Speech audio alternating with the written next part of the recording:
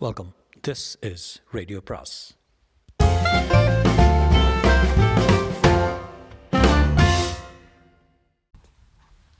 அனைவருக்கும் அன்பு வணக்கம். சுஜாதாவின் மற்றொரு சிறுகதை. என்று சிறுகதையின் பேர் பிரதி மகன். நித்யா ஜன்னலுக்கு வெளியே ஆர்வத்துடன் பார்த்து கொண்டிருந்தாள். வந்துவிடுவார்கள் இதோ. துல்லியமான வான நீளத்தில் ஒரே ஒரு பிரயாண கப்பல் மிதந்து கொண்டிருந்தது. பாலிவினாயில் மர நிழல்களில் செயற்கை புல்வெளிகளின் பச்சை ஒளிர்ந்தது. ஆரஞ்சு நிற சாலைகள் அத்தனையும் காலியாக இருந்தன. எல்லாரும் வீட்டுக்குள்ளே இருக்கிறார்கள். வெளியே வர வேண்டிய எந்த அவசியம் இல்லாத நாட்கள். நித்யாவின் உடல் முழுவதும் உற்சாகமும் எதிர்பார்ப்பும் பரவி இருந்தது. ஆடிப்பாட வேண்டும் போல இருந்தது. அவள் அருகே இருந்த சிறிய மானிட்டர் பெட்டி, நித்யா ஜாக்கிரதை, அலட்டிக்கொள்ளாதே, இப்போதுதானே குணமாகியிருக்கிறாய், போர்த்திக்கொள், ஜன்னலை திறக்காதே என்று வற்புறுத்தி கொண்டே இருந்தது. அவள் அதை மதிக்கவில்லை. எச்சரிக்கைகள் எல்லாம் இன்று காற்றில் பறக்கட்டும். நான் இன்று துள்ளி குதித்தே ஆக வேண்டும். என் மகன் பிழைத்து திரும்பி வருகிறான். குழந்தையின் கன்னத்தில் ஒரு முத்தமிட்டால் என் உபாதைகள் அத்தனையும் செத்து போகும். அதுதான் எனக்கு சிகிச்சை. அவர்கள் என்ன வேண்டுமானாலும் சொல்லட்டும். நாங்கள் 3 பேரும் உயிர் தப்பியதற்கு இந்த விஞ்ஞான நூற்றாண்டிலும் கடவுள் அருள்தான் காரணம். 400 கிலோமீட்டர் வேகத்தில் நேர்ந்த இந்த மோதலில் நாங்கள் சுக்கு நூறாகி இருக்க வேண்டாமோ? பதிலாக ஆத்மாவுக்கு சிறிய சிராய்ப்பு தான். எனக்கு மண்டையில் அடிபட்டு பல நாள் மயக்க நிலையில் இருந்தேன். ஆனால் என் மகன் கண்ணன் பளிச்சென்று அந்த காட்சி மனத்தில் வெட்டியது. நோவா விழாவிலிருந்து 3 உற்சாகமாக ஆஸ்ட்ரா சூரிய சக்தி காரில் திரும்பிக் கொண்டிருந்தார்கள். காற்று மெத்தையில் விரைந்து கொண்டிருந்தது. திடீரென்று அத்தனை சிவப்பு விளக்குகளும் எரிய, பாதுகாப்பு சாதனங்கள் செயல்படும் முன்னரே தூக்கி எறியப்பட்டு உருண்டு புரண்டு நினைவிழப்பதற்கு முன் பார்த்த கடைசி காட்சி கண்ணன் முகம். பயங்கரம். இன்று கண்ணன் பூரண குணமாகி திரும்பி வருகிறான். வாசலில் மின்சார வீதி வண்டி நிற்க அதன் கதவு பெருமூச்சு கேட்டது. நித்யாவுக்கு இதயம் துடிக்க மானிட்டர், ஜாக்கிரதை, அலட்டிக்கொள்ளாதே, இதய துடிப்பு எல்லை மீறுகிறது, மருந்து சுரக்கம் என்றது. நித்யா தன்னை கட்டுப்படுத்தி கொண்டாள். மருந்து சுரந்தால் தூக்கம் வரும். நான் விழித்திருக்க வேண்டும். என் மகனிடம் விளையாட வேண்டும். அதோ ஆத்மா மகனை நிதானமாக நடத்தி அழைத்து கொண்டு வர இந்த உயரத்தில் இருந்து பார்க்கையில் நித்யாவின் உள்ளே தாய்மை உணர்ச்சி பிரவகித்தது. என் மகன், என் ஒரே மகன் கண்ணன் வந்துவிட்டான். அங்கிருந்தே ஆத்மா கையாட்டி புன்னகைத்து கண்ணனுக்கு அம்மாவின் ஜன்னலை காட்ட குழந்தை நிமிர்ந்து சிரித்து அப்பாவைப் போலவே கையாட்டினான். ஒடிவா மகனே, ஒடிவா. எதிர்பார்ப்பில் சக்கர நாற்காலியை விட்டு எழுந்து விடுவாள் போல இருந்தது. ஜாக்கிரதை, ஜாக்கிரதை என்றது அந்த இயந்திரம். வாய் மூடு என்று அதட்டினாள். உன் நல்லதுக்குத்தான் சொல்கிறேன் என்றது பதில் பெட்டி. முதலில் அந்த வாயாடி பெட்டியை ஒழிக்க வேண்டும். நர்ஸ் வைத்துக்கொள்ள அதிகம் செலவாகிறது என்று இதை வைத்துக்கொண்டால் என்ன தொந்தரவு? வாயிற்கதவு திறந்து விட்டது.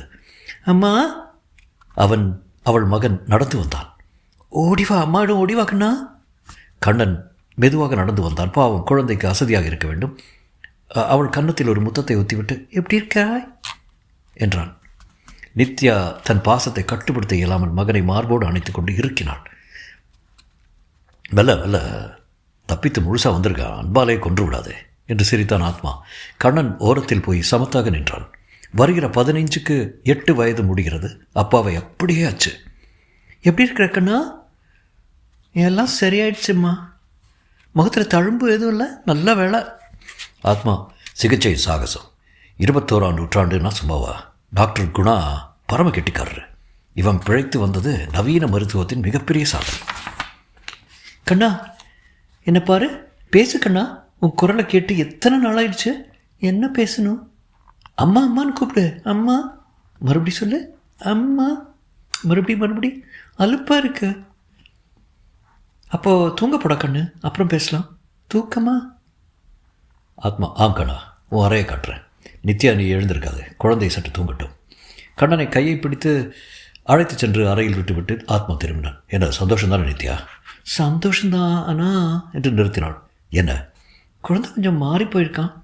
எப்படி சொல்கிற? என் உள்ளுணர்வு சொல்கிறது ஆத்மா. என்னமோ ஆகிவிட்டது அவனுக்கு. விபத்தின அதிர்ச்சியால் ஏதாவது? ஒருவேளை நீ அவனை 2 நாள் கழித்து பார்ப்பதுனால இருக்கும். இல்லை ஆத்மா, எப்படி சொல்வதுன்னு தெரியல. மாறி இருக்கான். என்ன முத்தமிட்டான், அது கூட வேறு விதமாக இருந்தது. உளராத. நான் உன்னை எத்தனை முறை முத்தமிட்டுருக்கிறேன்? 16 17 வகையாவது இருக்காது. இருந்தாலும் ஆதாரமாக உனக்கு ஒரு முத்திரை, ஒரு வாசனை, ஒரு அடையாளம் உண்டு ஆத்மா. அதுபோல் என் மகன் முகத்துக்கும் ஒரு அடையாளம் உண்டு. ஆஸ்பத்திரி 3 மாதத்தில் அவனை மாற்றி விட்டதா? நான் அப்படித்தான் இருக்க வேண்டும். என்ன அம்மா என்று கூப்பிட்டது கூட கடமைக்கு கூப்பிட்டது போல இருந்தது. குழந்தைக்கு என்னவோ ஆயிருக்கு. கற்பனை செய்யாத, எல்லாம் சரியாயிடும் நித்யா. நீ போய் ஓய்வு எடுத்துக்கோ. எனக்கு அலுவலக அறையில் நிறைய செய்திகள் தங்கி போயிருக்கின்றன, காலை பார்க்கலாமே. ஆத்மா சென்றதும் நித்யா யோசித்தாள். கற்பனையா? மற்றொரு முறை பிள்ளையை பார்க்கும் ஆசை ஏற்பட்டு சக்கர நாற்காலியின் விசையை தொட்டாள். சப்தமின்றி நகர்ந்து கண்ணனின் அறைக்கு சென்றாள்.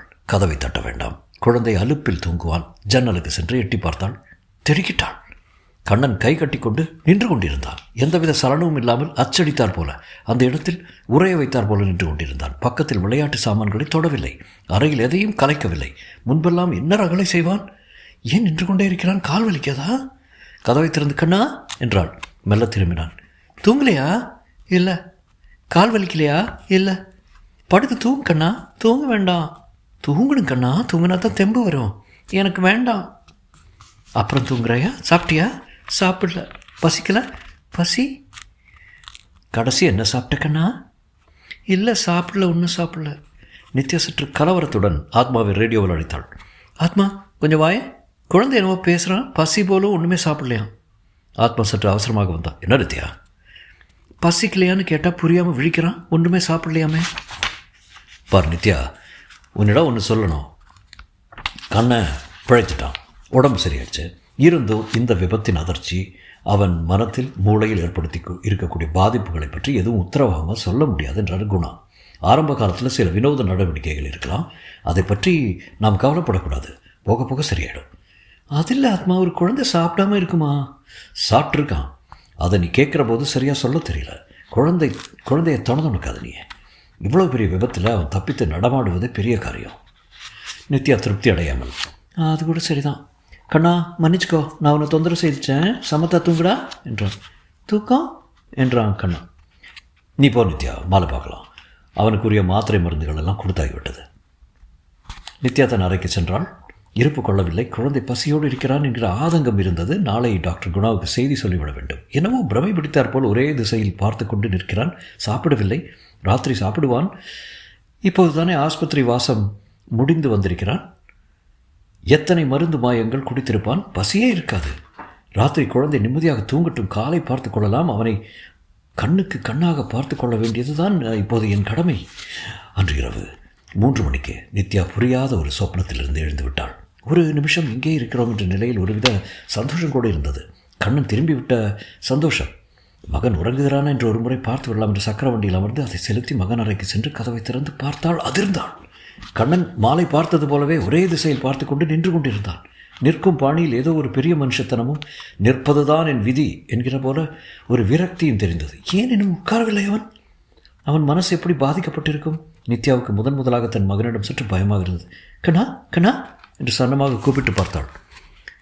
என்ன என்றான் திரும்பாமல். தூங்கலையா கண்ணா? தூங்க மாட்டேன். கண்ணா, தூங்காவிட்டால் உடம்புக்கு ஏதாவது பெரிதாக வந்துவிடும். என் உடம்புக்கு ஒன்றும் வராது. கண்ணா, நான் யார் தெரியுதா? மெல்ல திரும்பி, அம்மா, எனக்கு தூக்கம் வேண்டாம், நீ போ என்றான். முடியாது, நான் இங்கே தான் இருப்பேன். சரி இரு. ஒன்றும் பேசாமல் அவன் அப்படியே ஏதோ ஒன்று நிகழ்வதற்கு காத்திருப்பது போல நின்றான். கண்ணன் முன்னை போல இல்லை. குழந்தை எப்படியெல்லாம் சிரித்து பேசும், எவ்வளவு விளையாடும், கொட்டமடிக்கும். சத்தியமாக சிகிச்சை அல்லது விபத்து இவனை மாற்றிவிட்டது. நாளை டாக்டரிடம் நிச்சயம் செல்ல வேண்டும். உட்காரேன் கண்ணா. சரி, உட்கார்ந்தான். அப்பாடா, முதல் தடவை. அப்படியே படுக்கையில் படுத்துக்கொள்ள ராஜா.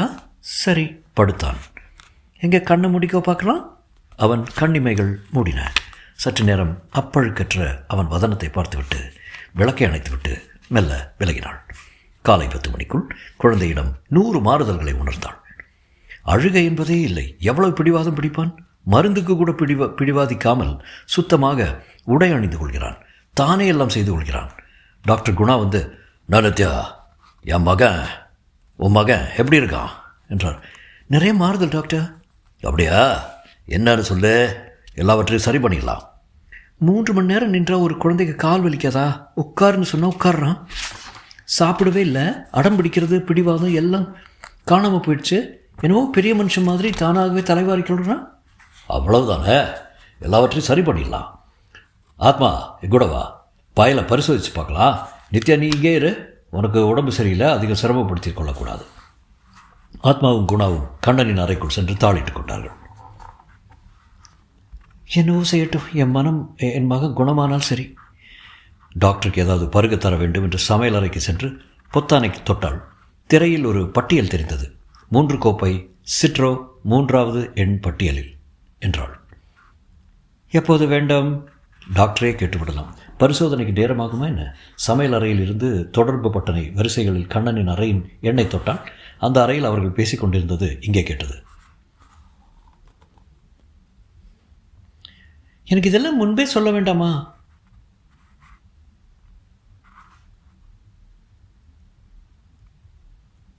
அவள் என்ன மனத்தில் நினைத்து கொண்டிருக்கிறாள் என்பது எனக்கு எப்படி தெரியும்? கண்ணனின் குரல். என்ன இப்படி பேசுகிறாள்? வீடியோவை தட்டினாள். அந்த அறை காட்சி திரையில் தெரிந்தது. ஆத்மாவும் குணாவும் நாற்காலில் வீற்றிருந்த கண்ணனுடன் பேசிக் கொண்டிருந்தார்கள். குணா, சரி, சென்றதை மற, இப்போதாவது கற்றுக்கொள். சும்மா எப்போது பார்த்தாலும் நிற்கக்கூடாது. அவ்வப்போது அங்கங்கே உட்கார வேண்டும். சரி, சொன்னால் செய்கிறேன். அவ்வப்போது அவளோடு சிரித்து பேச வேண்டும், விஷமம் செய்ய வேண்டும். விஷமம் என்றால்? அடிக்கடி அவள் தலையை கலைத்து விடு, ஸ்டீரியோ விஷனை போட்டுவிட்டு குட்டிக்கரணம் போடு. குட்டிக்கரணம்? தலைகீழாக மடங்கி புரளுதல். அதற்கு என் ஜைரோ அனுமதிக்காது. சரி, அதை விடு. சாப்பிடு என்கிறாள். எனக்கு அது புரியவே இல்லை. அவள் கொடுப்பதை எல்லாம் எனக்குள் போட்டால் என்னுள் இருக்கும் சிலிக்கன் கம்ப்யூட்டர் பாதிக்கப்படும். சாப்பிடுகிற மாதிரி பாவனை செய்து ஜன்னல் வழியாக கொட்டிவிட. சாத்தியம். இந்த பார், முதல் மகன் இறந்துவிட்ட அதிர்ச்சியை தாங்கிக் கொள்கிற நிலையில் இல்லை அவள். அதிகபட்சம் 3 மாதம் அவள் மகனாக இருக்க வேண்டும். நீ என்னை பார்த்தால் அப்படி தோன்றவில்லையா? நிச்சயம். வெளித்தோற்றம் தத்ரூபம்தான். அப்படியே என் மகன் போலவே இருக்கிறாய் நீ. ஆனால் நட உட பாவனையில் தான் இன்னும் கொஞ்சம் நல்லா செய்ய வேண்டும். எனக்கு கொடுத்த ப்ரோக்ராம் படி நான் செய்கிறேன். அதை மாற்றிக் கொடுங்களேன். உங்களுக்கே தான் தெரியுமே, என் மாடல் எப்போது வேண்டுமானாலும் புது ஆணைகளை சேர்க்கலாம். என்ன ப்ரோக்ராம் மாற்றும் சாதனம் எங்கே இருக்கிறது? என் கழுத்துக்குள் அங்கே ஒரு மைக்ரோ சுவிட்ச் இருக்கிறது. அதை ஒரு முறை செயல்படுத்தி விட்டு உங்களுக்கு வேண்டிய அதிகப்படி ஆணைகளை தெளிவாக ஒரு முறை சொல்லிவிடுங்கள். அது போதும். அந்த சுவிட்சை காட்டு. நித்யா தன் மார்பை பிடித்து கொண்டாள். மூச்சு வாங்க ஆரம்பித்தது. கண்ணன் எழுந்து நின்றான். மெல்ல தன் 2 கைகளையும் 2 கன்னங்களையும் வைத்துக்கொண்டு சுளுக்கெடுப்பவன் போல தலையை சுற்றி சற்றே திருகிக் கொண்டான். அதன் பின் தன் தலையை முழுவதும் கழற்றி எடுத்து பக்கத்தில் மேஜையில் மேல் வைத்தான். டாக்டர் குணா அந்த கழுத்து பொந்துக்குள் கைவிட நித்யா வீல் என்று அலறி மயங்கி விழுந்தாள். முற்றும்.